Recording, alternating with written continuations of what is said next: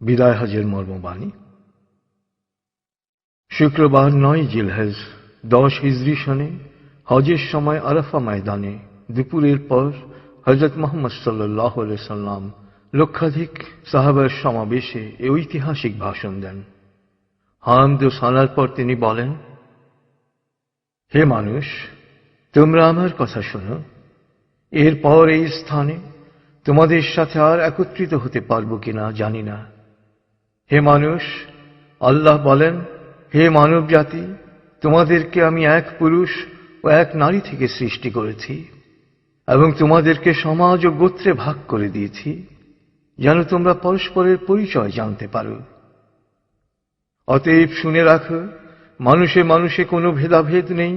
আরবের উপর কোনো অনারবের, অনারবের উপর কোনো আরবের শ্রেষ্ঠত্ব নেই।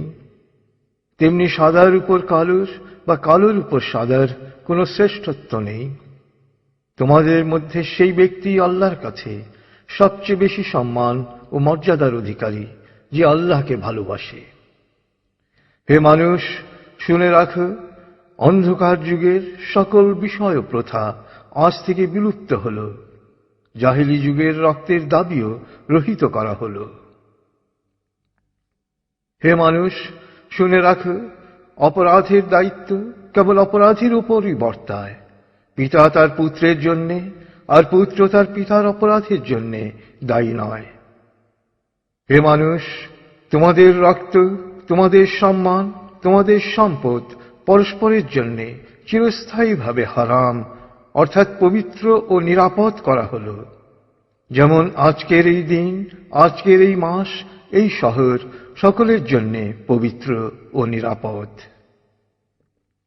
হে মানুষ, তোমরা ঈর্ষা ও হিংসা বিদ্বেষ থেকে দূরে থাকবে। ঈর্ষা ও হিংসা মানুষের সকল সদ্গুণকে ধ্বংস করে। হে মানুষ, নারীদের সম্পর্কে আমি তোমাদের সতর্ক করে দিচ্ছি। তাদের সাথে নিষ্ঠুর আচরণ করো না।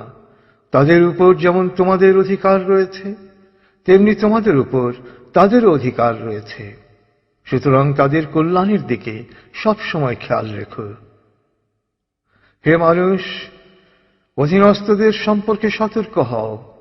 তোমরা নিজেরা যা খাবে তাদেরও তা খাওয়াবে, নিজেরা যা পরবে তাদেরও তা পরাবে। শ্রমিকের শরীরের ঘাম শুকানোর আগেই তার মজুরি পরিশোধ করবে। হে মানুষ, বিশ্বাসী সেই ব্যক্তি যার হাত ও মুখ থেকে অন্যের সম্মান, ধন ও প্রাণ নিরাপদ। সে নিজের জন্য যা পছন্দ করে অন্যের জন্য তাই পছন্দ করে। হে মানুষ, বিশ্বাসীরা পরস্পরের ভাই। সাবধান, তোমরা একজন আরেকজনকে হত্যা করার মতো কুফরি কাজে লিপ্ত হও না। হে মানুষ, শুনে রাখো, আজ হতে বংশগত শ্রেষ্ঠত্ব বা কৌলীন্য প্রথা বিলুপ্ত করা হল। কুলীন বা শ্রেষ্ঠ সেই যে বিশ্বাসী ও মানুষের উপকার করে।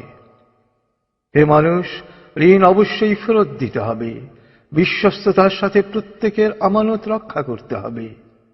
কারো সম্পত্তি সে যদি স্বেচ্ছায় না দেয় তবে তা অপর কারো জন্যে হালাল নয়। তোমরা কেউ দুর্বলের উপর অবিচার করো না। হে মানুষ, জ্ঞানীর কলমের কালি শহীদের রক্তের চেয়েও মূল্যবান। জ্ঞান অর্জন প্রত্যেক নরনারীর জন্য ফরজ, কারণ জ্ঞান মানুষকে সঠিক পথ দেখায়। জ্ঞান অর্জনের জন্য প্রয়োজনে তোমরা চীনে যাও। হে মানুষ, তোমরা তোমাদের প্রভুর ইবাদত করবে, নামাজ কায়েম করবে, যাকাত আদায় করবে, রোজা রাখবে, হজ করবে আর সংঘবদ্ধভাবে নেতাকে অনুসরণ করবে। তাহলেই তোমরা জান্নাতে দাখিল হতে পারবে। হে মানুষ, শুনে রাখো, একজন কুশ্রী কদাকার ব্যক্তিও যদি তোমাদের নেতা মনোনীত হয়, যতদিন পর্যন্ত সে আল্লাহর কিতাব অনুসারে তোমাদের পরিচালিত করবে, ততদিন পর্যন্ত তার আনুগত্য করা তোমাদের অবশ্য কর্তব্য। হে মানুষ, শুনে রাখো, আমার পর আর কোনো নবী নেই। হে মানুষ, আমি তোমাদের কাছে দুটো আলোকবর্তিকা রেখে যাচ্ছি। যতদিন তোমরা এই দুটো অনুসরণ করবে, ততদিন তোমরা সত্য পথে থাকবে। এর একটি হলো আল্লাহর কিতাব, দ্বিতীয়টি হলো আমার জীবন দৃষ্টান্ত।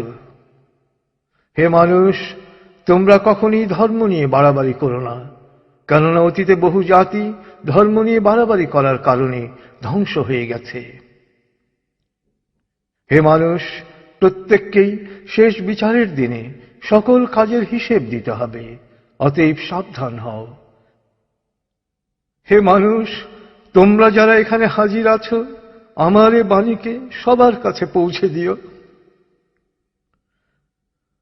এরপর তিনি জনতার উদ্দেশ্যে জিজ্ঞেস করলেন, হে মানুষ, আমি কি তোমাদের কাছে আল্লাহর বাণী পৌঁছে দিয়েছি?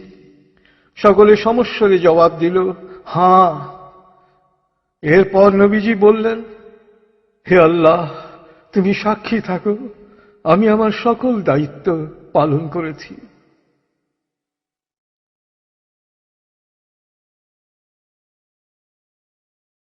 রাসূলুল্লাহ সাল্লাল্লাহু আলাইহি সাল্লামের উম্মত হিসেবে আমাদেরও দায়িত্ব তার এই শেষ বাণী সবার কাছে পৌঁছে দেয়া।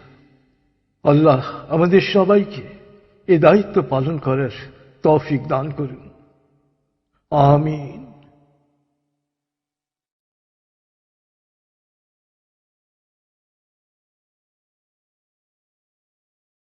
প্রিয় শরীদ, কোরআন এবং রাসূলুল্লাহ সাল্লাল্লাহু আলাইহি সাল্লামের বাণীবদ্ধ এই সিডির কোনো কপিরাইট নেই।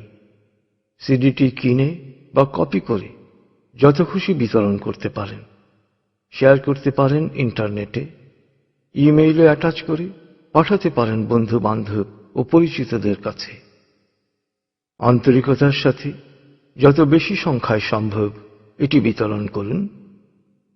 নবীজির অনুসারী হিসেবে আপনিও তখন বলতে পারবেন, হে আল্লাহ, আমিও আমার দায়িত্ব পালন করেছি।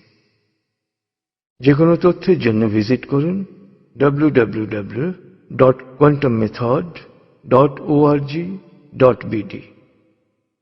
ফোন 880293414441।